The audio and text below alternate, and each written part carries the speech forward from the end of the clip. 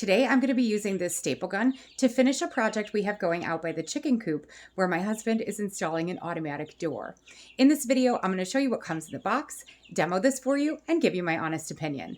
The seller did send this to us in exchange for a video, however, all of the views and opinions in this video are my own.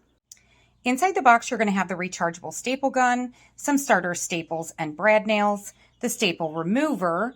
You're going to have the charging cable, 2 4-inch clamps and 2 3-inch clamps, as well as the instruction manual.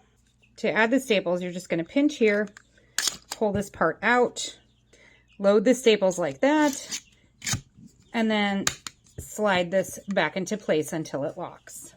So we're installing this automatic coupe door onto a frame that my husband built, and we need to staple this. I'm going to go ahead and turn the machine on. Well, that's fun. I got a little too close to the edge, but that's okay. I love that this is rechargeable. It was very easy to load and to use. So if you are looking for a staple gun for a new project and you don't mind the color pink, I would highly recommend this one.